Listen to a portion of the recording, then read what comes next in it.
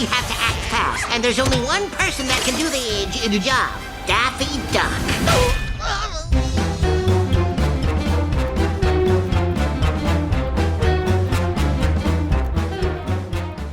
The Day the Earth Blew Up, a Looney Tunes movie. The fact that this film exists and the way that it was able to be released is one of the biggest miracles in modern animation. I mean, we're not just talking about a Looney Tunes movie, but for the first time in the franchise's nearly century-long history, we have a fully animated Looney Tunes movie that is theatrically released. On top of the fact that it is also hand-drawn animated, and it doesn't star Bugs Bunny or even most of the IP's famous characters. But what makes its existence even more unbelievable is how it does so despite how Warner Bros. Is treating them lately. Let's be honest, these recent years have been quite tough for the Looney Tunes. Maybe the company didn't fully neglect them, since they do occasionally put out new projects with the tunes like Space Jam: A New Legacy and the Looney Tunes cartoons, which the latter brought back that classic spirit of how they used to be during the age of Tex Avery and Bob Clampett, but they were never treated like a valued asset to the company like DC or Harry Potter. And then once David Zaslav took over to destroy everything, it's as if he and his group of executives are deliberately trying to bury the Toons' legacy and relevancy, deconstructing their departments aimed for kids like how they're gradually disintegrating Cartoon Network and got rid of Sesame Street from their deal, and most notably, taking away their chances of making a significant comeback in popularity, like how they unnecessarily canceled the now lost Coyote vs. Acme. I hate to be political, but release Coyote vs. Acme! So when you consider everything, from how the movie itself defies mainstream standards to Warner Bros. Treating the franchise the same way Disney is handling the Muppets, there was theoretically no way that this movie could ever be released, let alone be made in the first place. And yet, the movie defied all the odds and got that chance to find itself on the big screen. That alone deserves great praise to achieve what was once considered impossible. But being able to get fully produced and released is one thing. Now it's time for the movie to prove if that journey to present itself to the public is all worth it. So now that this is the day that we see how Daffy and Porky try to save the world, will the two have what it takes to blow our expectations? Or did this movie blew up along with the Earth? Let's find out. The story. Well, if you're gonna make a Looney Tunes movie, it's only fitting to give it a loony story. It begins with Daffy Duck and Porky Pig doing the best they can in order to get the money they need to save their home.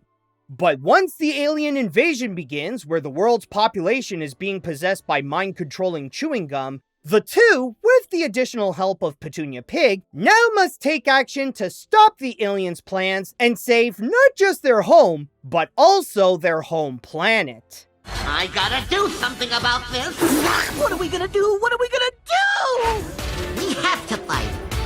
While the aliens and the sci-fi twist do give the movie some extra flavor, the core of what this movie is all about is the bond between Porky and Daffy. This is what carries the picture and ultimately sets the tone of their adventure, presenting the two as a lifelong duo who can only be at their best when they stick together, even if they're mostly dysfunctional and occasionally need reminders to why they're like brothers.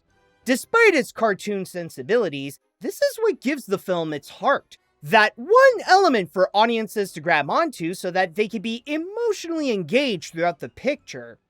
This is not just for the sake of watching gag after gag and stand by to see the next thing the characters will do that's funny, but it's also to see the arc of the pair's relationship and how they'll find a way to settle their differences to work together in order to save the world. In a way, I was more invested in seeing their bond being saved more so than for them to protect the planet itself. There's no possible way two capable characters like us could screw that up. However, much like the duck, the film's looniness can get unhinged and also give the story some problems. My one criticism to give to the picture is that it's clear how the storytelling doesn't have the top priority. I understand that the team created this to also be a throwback of those cheesy sci-fi B movies, but the structure of the narrative can be best compared to Daffy and Porky's home. Here's to passing this inspection and living another year just the way we like it. Sure, it is technically built where it does somewhat function, but it's mostly just the basics that are placed where, even if it has some weird twists and turns, it's about as predictable as those old films that they pay homage to, where the plot itself isn't what will capture the viewer's interest to what's going on. Not to mention having no sense of subtlety about itself, where it can be in your face about their situation to a fault. And while there can be some unpredictable moments, they don't work well in the story structure where they make the film look like it's running out of ideas and have to make something up on the spot to keep itself good for about 90 minutes. Yes, the dynamic of the leads is good, but it doesn't really change how it's primarily about working together to solve their problems. And as an animated film, that doesn't give people anything new to follow along. Through all of the phases. Can I go back to my room now? Then again, the story itself is not why audiences want to watch this. Again, this is a Looney Tunes movie. Safe to say that nobody watches the Looney Tunes for the plot. It's like expecting a Christopher Nolan-style complex narrative for a Mario game. Sure, those plots aren't great, but the problem is more you if you think there could be more to them. But when it comes to The Day the Earth Blew Up, the film is all about the comedy.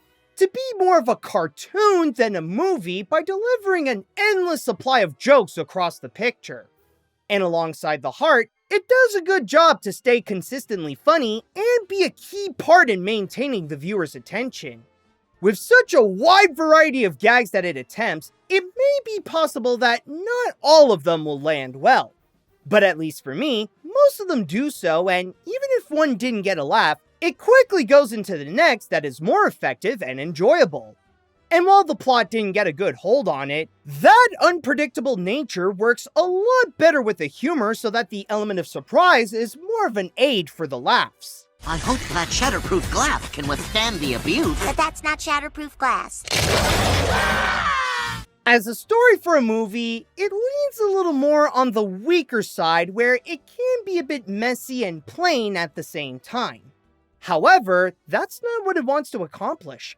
It's well aware that it wants to be a cartoon instead of a feature, and as such, it is able to capture the spirit of what the Looney Tunes is all about, along with that extra heart to see a classic duo keeping their bond strong, even when faced with the biggest challenges.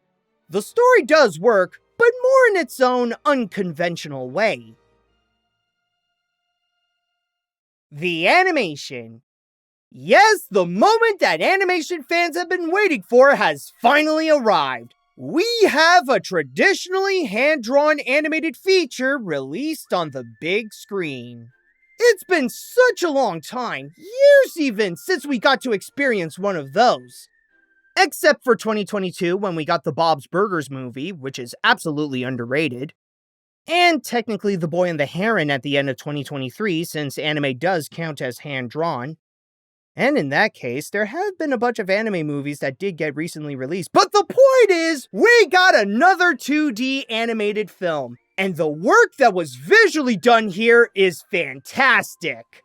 Since this is a feature adaptation of the recent Looney Tunes cartoons, the overall art style is reminiscent to the tunes during the early 1940s. In fact, director Pete Brownguard noted that the designs were modeled after the works of Bob Clampett. And like in those modern cartoons, it's to help maintain that classic feel of the Looney Tunes, to provide the characters with a style that allows them to be freely wacky and emphasize the tone of how this is a feature-length cartoon more so than a feature. Unafraid to go all out with its dynamic poses and go crazy with its expressions so that the animators could really play around with the characters and even the different styles to both make the most out of their personalities and get a good laugh out of the audience. Our roof?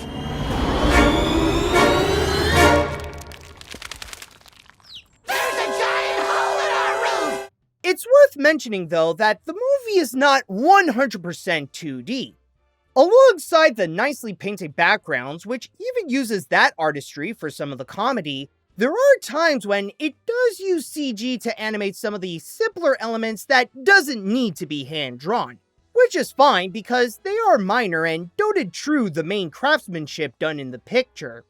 But while its main purpose is to be funny and even use its art style to deliver some unique jokes, it's also very impressive to see the quality of the animation itself, where it feels like a boost compared to the new cartoons. Along with its use of energetic poses, the movements are very fluid that captures the liveliness of the characters. And the wilder they are, the more that they're capable to show off how they boldly move around. That's why I find that the visual star of this picture is Daffy Duck.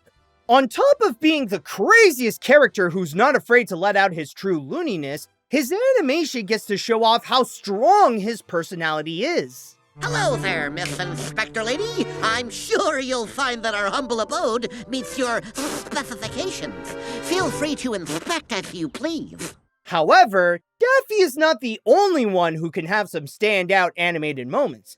The elements that are outside of this world also provide some great animation to the film.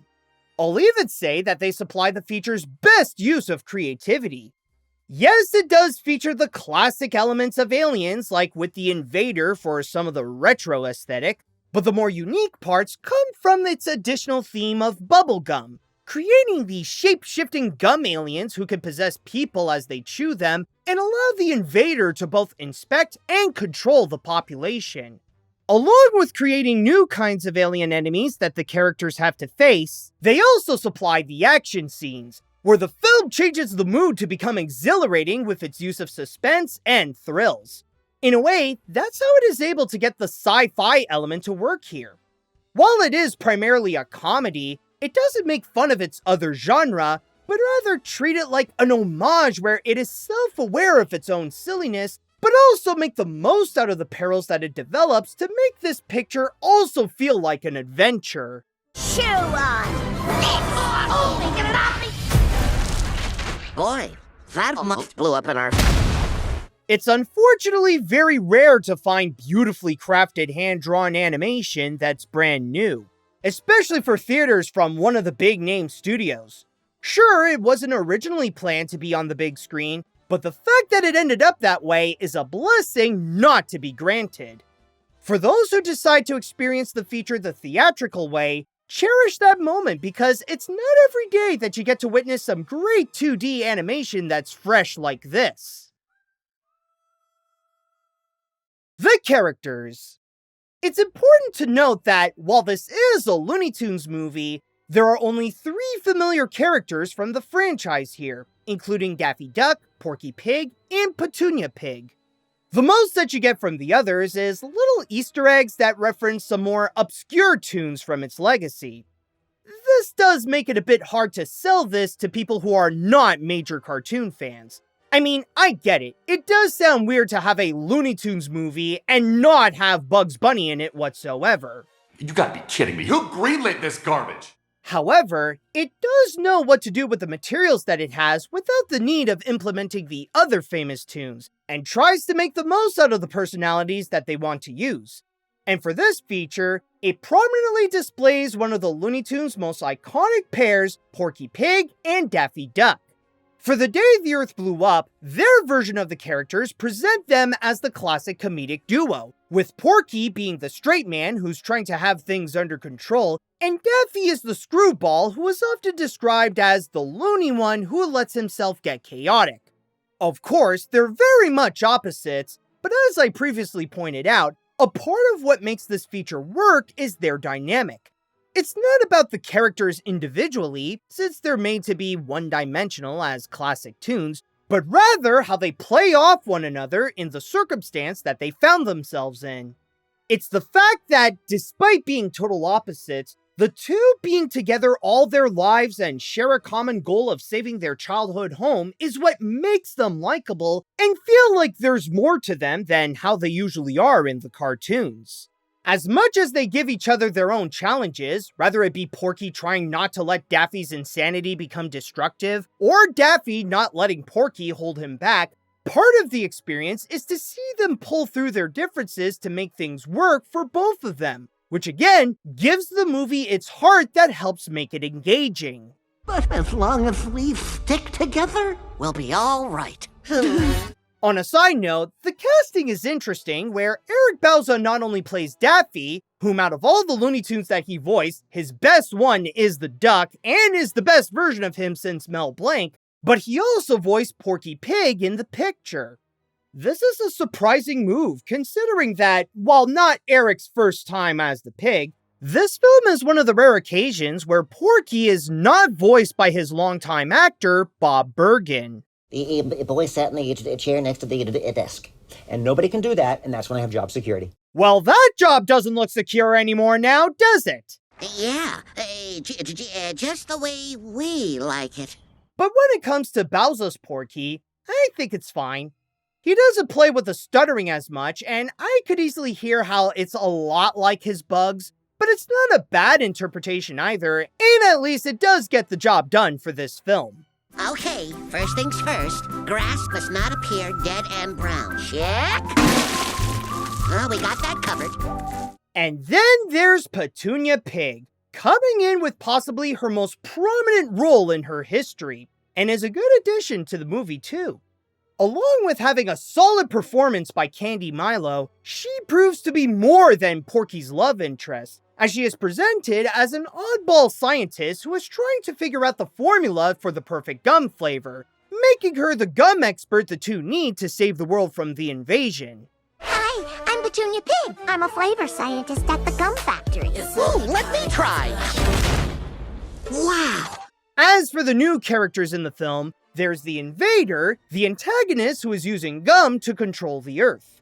He is fun for the most part, where he goes over the top with his villainy, and dealing with the scientist that he possessed as his slave, who is completely stupid. But once the film reaches its climax, I'll just say that he becomes totally different, and you'll either laugh at his sheer randomness, or feel like the switch is a little too weird.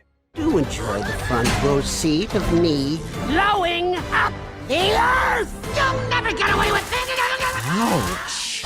And while there are some other minor characters that only show up in a scene or two, I gotta mention Porky and Daffy's father figure, Farmer Jim. He may not be in the movie much, but I love how he's mostly this static painted character who only moves his mouth. It's one of the most unique visual gags here, and it's what makes every moment with him some of its funniest, along with being touching with how much the two care about him. When it comes to cartoons, they don't put importance onto developing their characters. Even in something like this, the cast is not the film's strongest asset.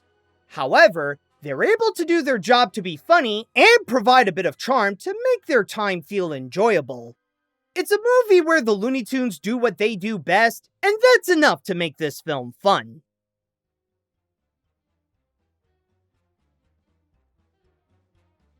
I think the animation community in North America owes a big thank you to Ketchup Entertainment for not only distributing the movie, but to also create the rare opportunity of releasing a solid 2D animated feature on the big screen.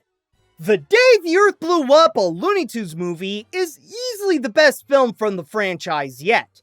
It successfully captures what makes the Looney Tunes so legendary for almost a century to form a fun-filled sci-fi adventure that will always have you laughing from beginning to end. Packed with great comedy, amazing hand-drawn animation, some solid action, and characters that we all know and love who can supply some extra heart, it delivers exactly what fans want from a Looney Tunes movie. I'd hesitate to say that it meets the hype that some people build this up to be like it's one of the greatest animated films in recent years, but this is still a very good effort in its own right. Of course, I recommend that you check this movie out, especially in theaters if you can, but it's also important to keep in mind that this is not really a movie in the traditional sense. This is more like one big cartoon that only features Daffy Duck and Porky Pig. And once you have that mindset where you're ready for that, then you'll be set to have a great time.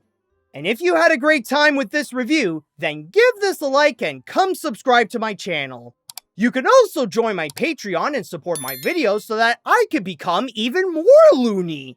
There have been many animated movies that have tried and failed to be enjoyably cartoony, and it was only a matter of time that the Looney Tunes had to eventually come in to show them how it's done.